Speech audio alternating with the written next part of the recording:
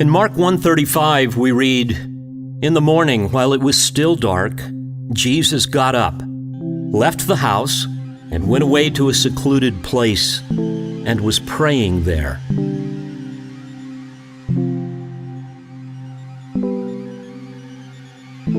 Pre-dawn private worship was the habit of our Savior. Is it yours? There is perhaps no better gauge of a man's spiritual maturity than his secret devotion to God in prayer. You show me a man lax in private prayer, and I will show you a spiritual infant. I don't care how long you've known Christ, if you have no secret devotion to God in private worship, you remain in a stage of spiritual immaturity. In fact, I have never met a person with a robust prayer life who struggles with things like debilitating depression, addictions, or some life-dominating sin.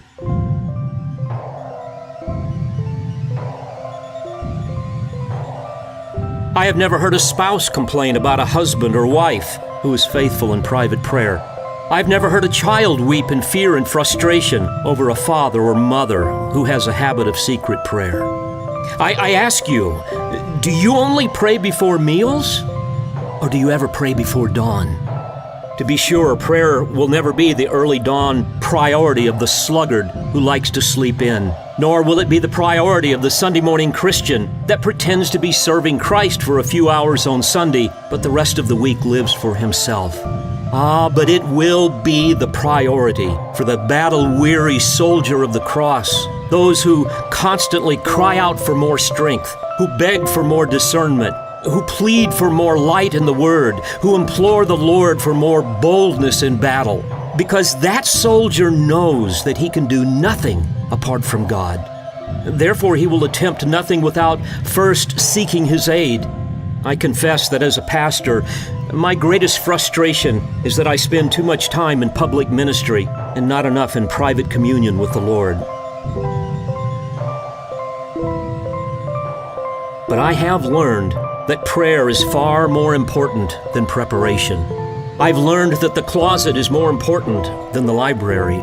I've learned that the heart is more important than the mind. I've learned that prayer is the spade that unearths hidden jewels in a text. It's the drill that bores deep into the caverns of living water.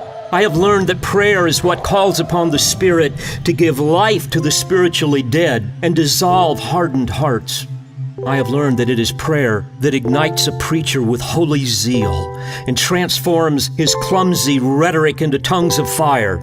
And I have learned, beloved, that it is prayer, disciplined, fervent, private, persistent prayer that transforms weak, shallow, cowardly Christians into mighty warriors of the cross. That is what I want for you. And that is what I want for me.